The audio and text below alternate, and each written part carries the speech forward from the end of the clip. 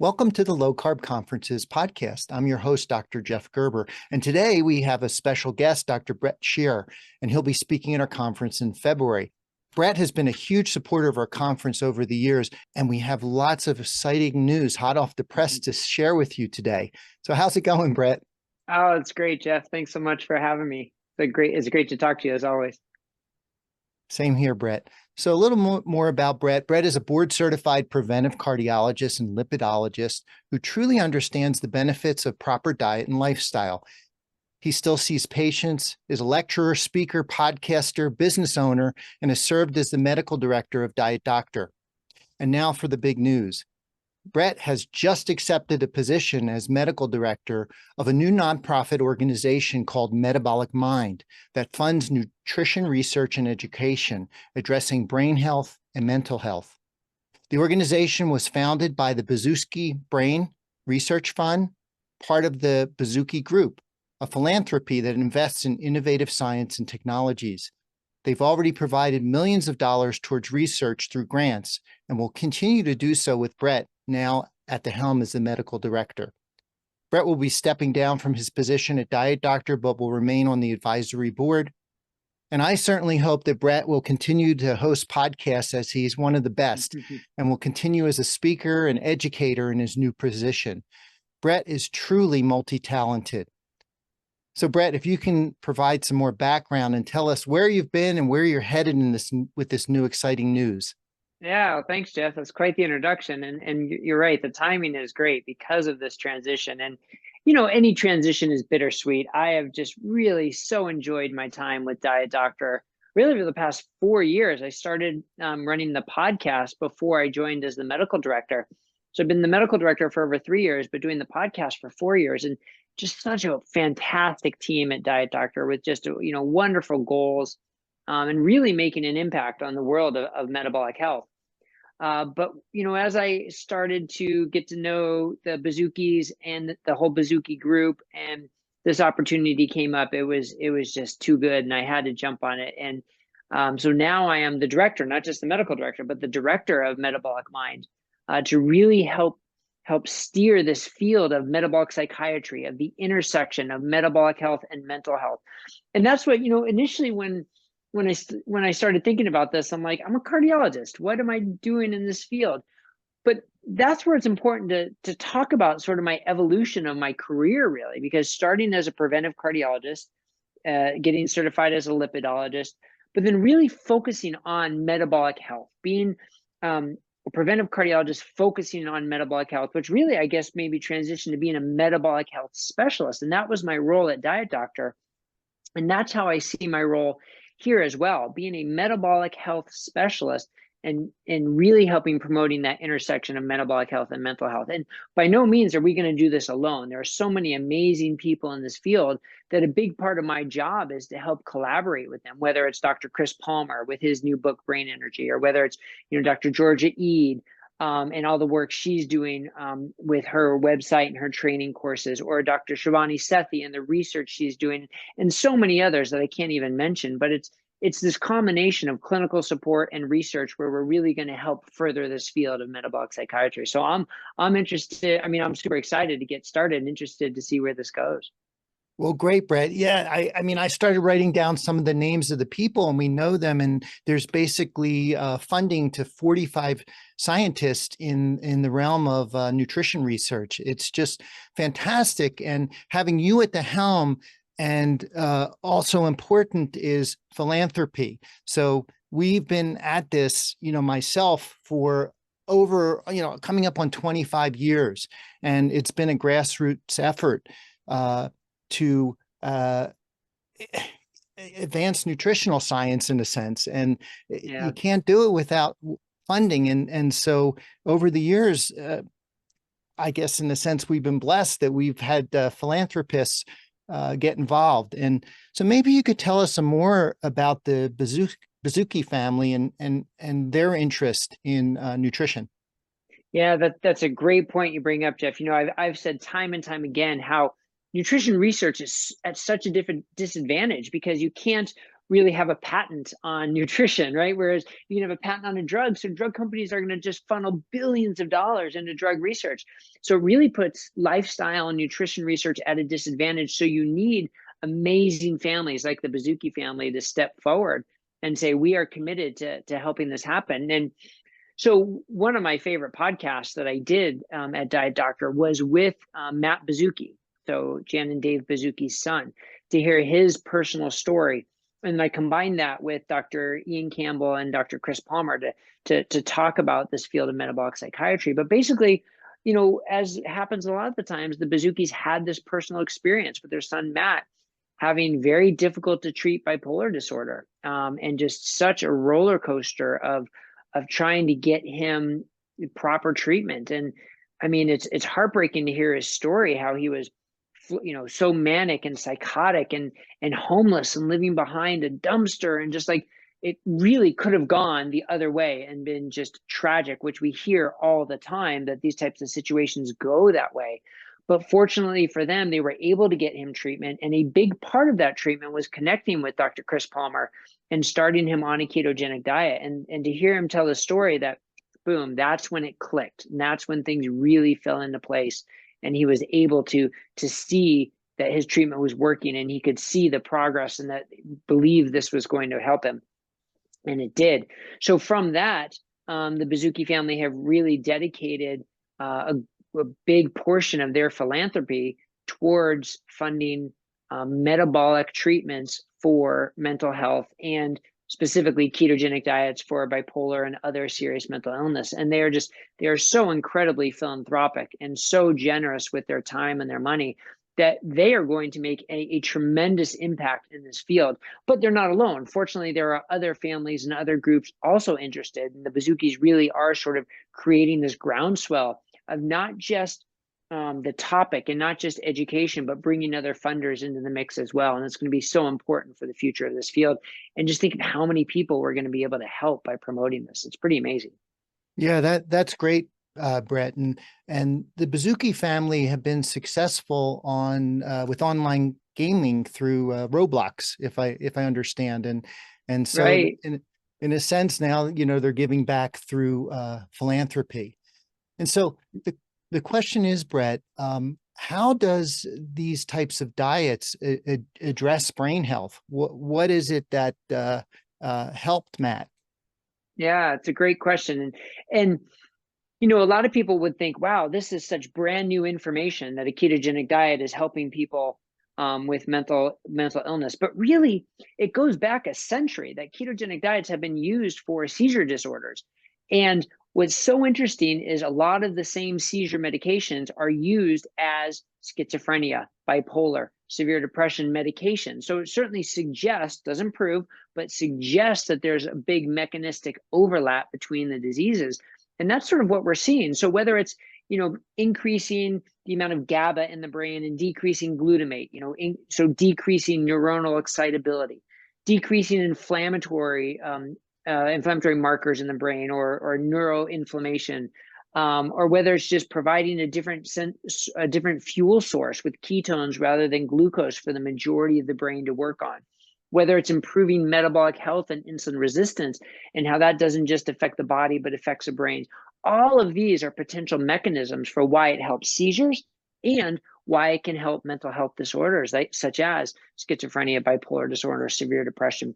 And there are clear observational studies connecting the dots that those with severe mental illness have a higher likelihood of metabolic illness, and those with metabolic illness have a higher likelihood of mental health disorders. So there is that sort of two-way street showing that they're related, which certainly brings up the potential that therapies for one are going to help the other. And so that's basically where this sort of mechanistic thinking comes from, that a ketogenic diet is going to be helpful for mental health disorders. And look, there are certainly plenty of anecdotes out there and a lot of clinical experience. And now we have the mechanistic basis for why it would be, and pilot studies investigating this as well, to show clinical efficacy, that are starting to complete, with some still enrolling. So it's certainly a very exciting time for this field, and really looking forward to where it goes and how many people we can help with this. Yeah, and the idea of this with the funding from Bazooki foundations that we will get into human trials, and instead of Yeah. mechanistic and animal studies, we can move over to human trials. And as you know, it's difficult to do nutrition trials, but you really did a great job summarizing all the mechanistic aspects. I particularly like the neuronal excitability factor, and you and I know well that addressing some of these conditions just from a clinical perspective can really help some of our patients. For Yeah. instance, children with ADHD, and they're bouncing off the walls. And if you can convince them and the family to change diet to cut out sugar, it certainly helps them with focus.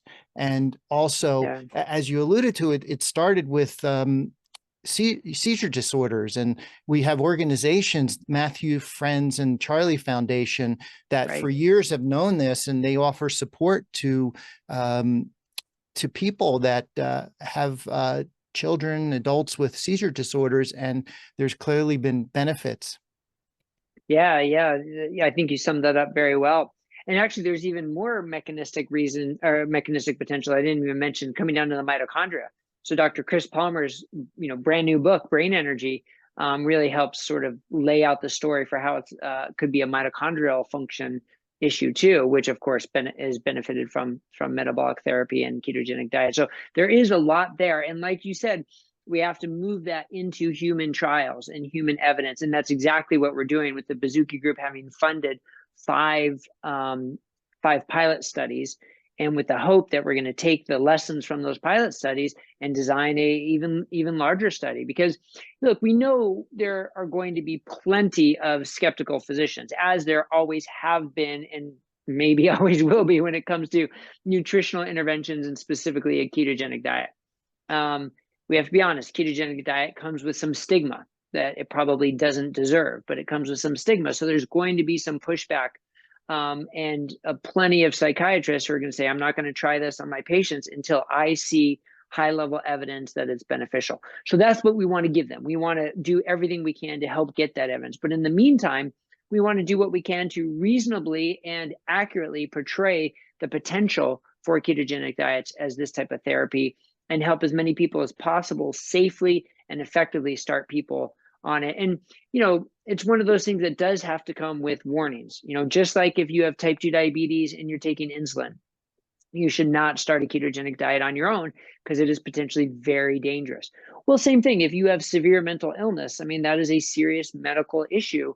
And to start a therapeutic ketogenic diet as treatment is not something you should be doing on your own. You should be doing that with guidance because there are plenty of precautions that come with it. So while we have a lot of enthusiasm, we also have to be cautious to make sure this is being done safely and appropriately. And that's where a lot of the evidence and the research is going to help us as that comes up to speed. Sure. And, it may be that it's not only just a targeted ketogenic diet that will help these individuals. So, the diet's going to vary from person to person. Right. But I do know in town we're making some inroads. So our neurology colleagues here in town, they understand the benefit of ketogenic diets, although they'll discuss with the patients, you can try this crazy diet. And I don't think it's sustainable, but indeed Yeah. it may reduce the number of seizures, the threat, the auras. And they know about what we do in town. And so we've often gotten patients from the neurologists, or the patients come to ourselves, and we have demonstrated that putting them on ketogenic diets will decrease the auras and the number of seizures. So it'll be the same, just working with our colleagues, and certainly if we have more studies through this initiative, it'll be in a sense ammunition to prove our point. Yeah, yeah, and such a need for proper education, not just for like the general public to understand how this could work, but for clinicians too, because exactly like you said, this crazy diet that's extreme and so hard to stick with. Well, if that's how you sell it, okay, then maybe that's what your patient's going to believe. But at the same time, all you have to do is look at just the thousands and thousands, probably hundreds of thousands of anecdotes, of experiences of people who've been on a ketogenic diet for years, if not decades, and the benefits they've seen, all of a sudden it doesn't seem so crazy. All of a sudden it doesn't seem so hard to stick with. And in my experience, the people who stick with it the best are the people who see the profound benefits. So the people who are going to get off their seizure medications or their psychiatry medications that are really sort of coming with so many side effects and maybe blunting their emotional response and giving them brain fog, or the people who are able to get off their diabetes medications, or the people who are able to lose 100 pounds and get their life back and their functioning back. Like, those are the people, if you ask them if a ketogenic diet is hard to stick with, they'll say no. What was hard was living in a brain fog and with being 100 pounds heavier and taking insulin shots all the time. That was hard and unsustainable. This keto thing's easy by comparison, right? So those are the examples we need more clinicians to see. Yeah. Well, as you know, Chris Palmer will be speaking at our conference as well. And we've done a podcast with him. And again, his experience with diets have been exceptional with his patients. And, he explains that, and as you mentioned, that really the treatment for mental health has been, in a sense, archaic or Stone Age. I hate to bring up the analogy, but it reminds me of One Flew Over the Cuckoo's Nest with Jack Nicholson and Nurse Ratched, how they were using shock therapy and frontal lobotomies, and all the patients wanted to do was to get out of there. So it's not quite that archaic, but Chris makes the point that there really has been very little in the terms of advancement in treatment of these conditions, and the nutritional approach really gives us hope. It does. And what's interesting though is it's not necessarily a complete substitute. The traditional psychiatry treatment still has a role. If you have life-threatening severe depression, if you are floridly manic from your bipolar disorder, if you are actively psychotic with schizophrenia, something has to be done to temper that and to control that acutely. And psychiatric medications certainly can do that. The problem comes over the long run. They come with so many side effects that it's hard for a lot of these people to sort of get back to normal life, because they affect brain function and they affect metabolic function. So people will frequently gain a lot of weight, develop prediabetes or type 2 diabetes, and just have this brain fog and decreased cognitive performance and functioning. So that's where something like a ketogenic diet can help on so many levels. One, because it can counteract those side effects, but two, because of its potential direct neurologic and brain health benefits, you can potentially lower the medications, lower the side effects without losing any of the overall treatment efficacy. So that's where I think is really the sweet spot for nutritional therapy, for ketogenic diet therapy, to help so many people. And the quotes I hear over and over again was things like, lithium saved my life, but the keto diet gave me my life back. Or Seroquel helped save my life, but the keto diet gave me my life back. And it's this concept of giving you your quality of life back. And so it's not completely in lieu of traditional psychiatric treatments, but it's as an adjunct to hopefully get a better balance of the treatments and a balance of the side effects versus the overall effect. Yeah, well, look, I love the adage how metabolic health and mental health are really one and the same. And, Bret, it's kind of unfortunate, but in 2022, the mental health business is booming. And, unfortunately, the events of the last couple of years have been just crazy, and it's affected us both mentally, our health, financially, and it's our role as healthcare professionals and through this group to elevate people and bring us back to a state where we can have a positive outlook, and as a new tool to really address mental health. Yeah, I think that's spot on. I mean, the timing really is we're desperate for this in this time, and it always could have been timely and helpful, but even more so now. Yeah, I think you're spot on there. It is really timely, and everything in terms of what the Bazooki Group have done it's exploded this year. And we're glad that I know you spoke with Jan and that they're going to offer some sponsorship and support to our event next year, and we hope we have the opportunity to meet the Bazookis in person. Yeah, I hope so. I mean, they're wonderful, wonderful people. Um, like all very active philanthropists, they are also very busy and very high in demand. So it is, but they are so gracious with their time. They're so gracious with their money and their effort. And I mean, what's great is they're not just people writing checks. You know, they don't just sit on the sidelines and write checks. They are in it. They're getting their hands dirty. I mean, you know, Dave with so much experience as a CEO and building companies, and Jan, not just as an author, but now as a citizen scientist, she knows more about metabolic psychiatry than probably any physicians out there because she's so deep in the weeds. And they're both just such brilliant individuals, really devoting their brain power and their enthusiasm and their energies to this movement, and not just writing checks, but really help steer the ship and drive the movement, which is so important, to have leaders like them driving the charge. It's going to make this just so much more successful and so much more effective. Well, hopefully, as the director, you'll be the voice of the organization as well. And honestly, we hope that you're still involved with podcasts and education. How is this new position going to look? Yeah, I mean, look, that is my passion, educating and promoting content for people to understand, both the science and the practical aspect. That is where my passion lies. So that will definitely be a big part of that. You know, I think back to way back when I started the Low Carb Cardiologist podcast, and I talked to a friend of mine in the doctor's lounge who had a podcast. I'm like, how do you do this podcasting thing? What's it all about? And like, yeah, I'll give it a try. Who knows if it'll stick or not? And then here I am, some, I don't know, 6+ years later. And I never thought I would have been consider myself a podcast host, but I just love it. It's a great medium to get information out there. And selfishly, it's just such a great way to meet amazing people and to have fantastic conversations. You know, I used to always say, I don't care if anybody's listening or not. I'm having a great time with these conversations and I'm learning so much. I'll keep doing it just for me. And fortunately enough, people tuned in and listened and seem to get a lot out of it. So I do hope to be able to continue that. Well, we'll certainly be kicking and screaming if they put you behind a desk and push papers.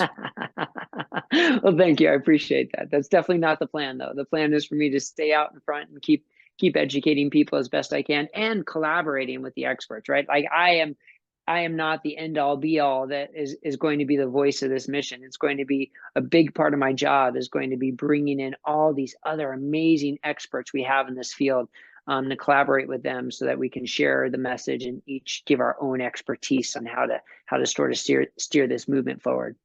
Yeah, well, look, that's what you've done with attending our conference over the years. I can't even recall how many times you've spoken, but we're getting you back again next year before, you know, I even knew about all this exciting news. And so thanks for making time for us. And I know your topic is ketogenic diet, and you're going to be running the panel discussion on Friday morning with the theme of our conference, where is nutrition headed? And the goal there of the conference is to kind of stir things up and offer some different perspective in terms of nutrition, because the question is, who has it right?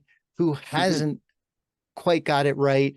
Where do we disagree? Where do we agree? Are there common themes? And you're the one to run the panel, so we don't get into fistfights. I might have to bring some headgear and some shields just in case. But no, look, first, you deserve a lot of credit for even thinking up this panel and for wanting to sort of stir the pot a little bit.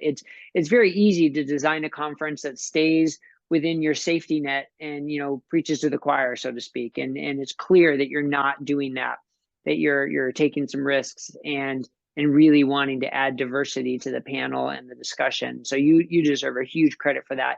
And I'm honored to be able to lead that discussion. I think it's going to be very exciting. It's going to be fiery, but overall, I think we're going to explore some great topics. And exactly like you said, to explore where the different sides of nutrition agree, where they disagree, and why do they disagree, and how can we come to some sort of concept of how to move forward. Because what's interesting is we basically all have the same goal, you know, in terms of the goal of helping people be healthier, helping people understand how nutrition impacts their health.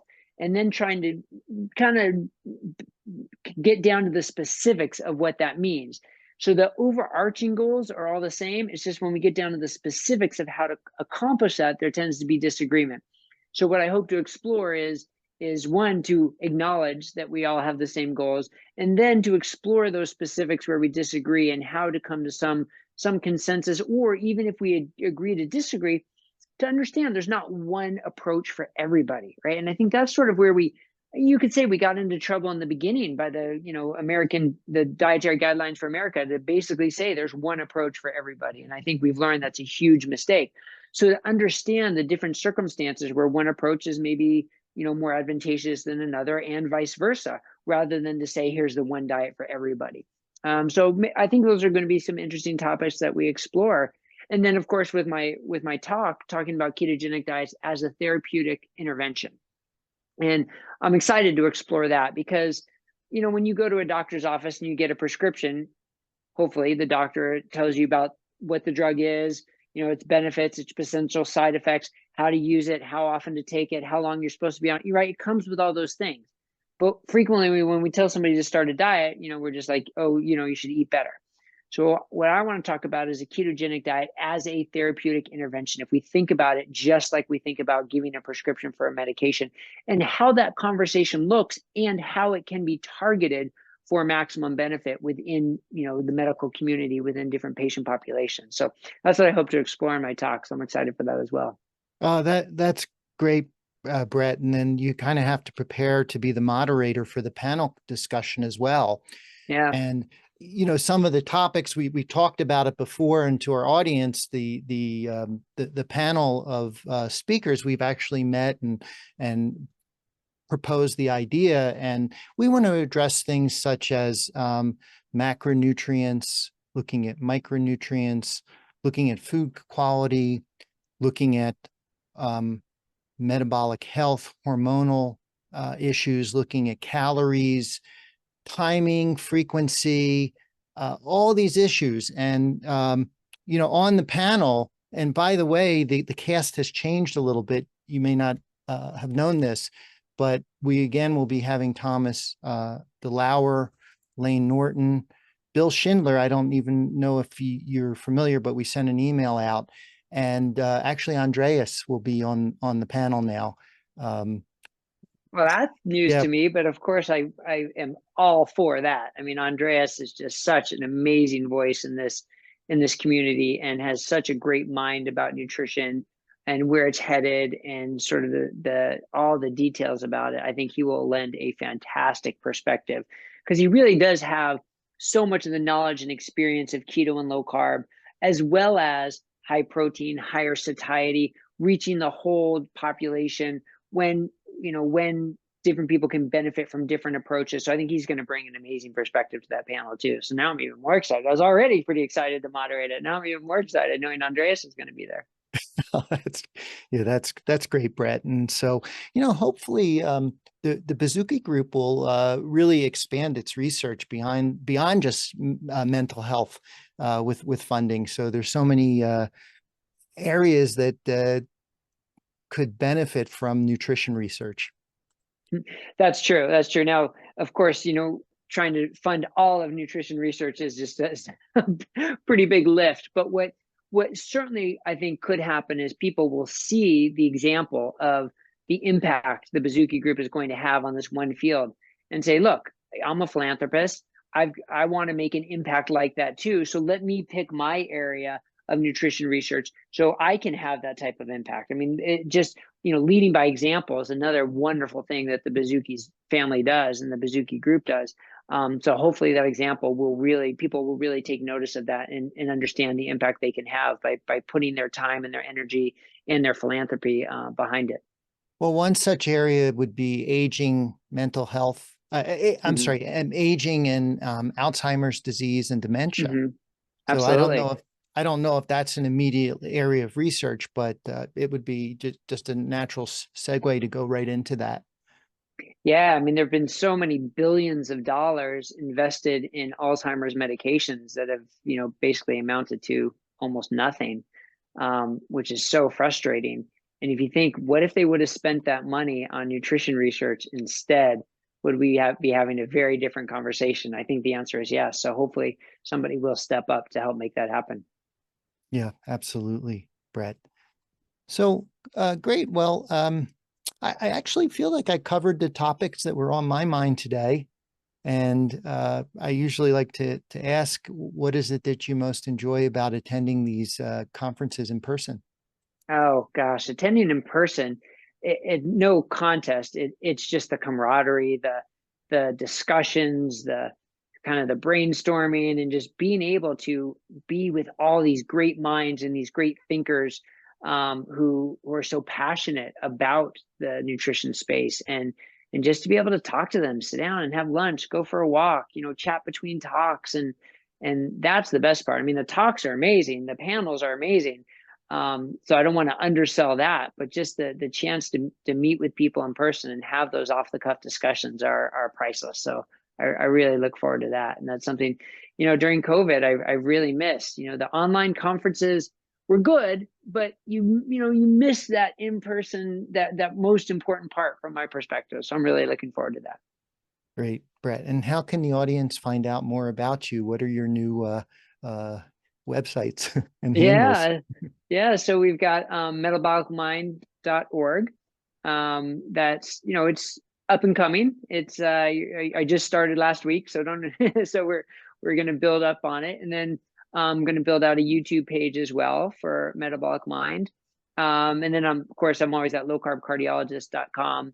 Don't really update that as much, but if anybody wants to work with me as a patient, that's where they can learn more about me. But for the future, it's going to be Metabolic Mind on YouTube or metabolicmind.org.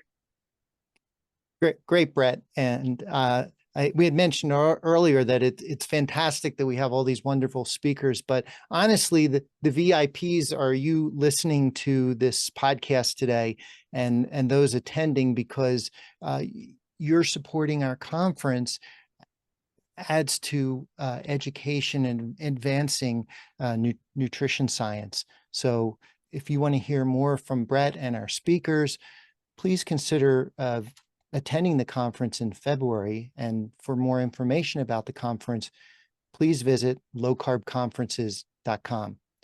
So that's all for now. And thanks again, Bret, and we'll be in touch. My pleasure, Jeff. Thanks a lot.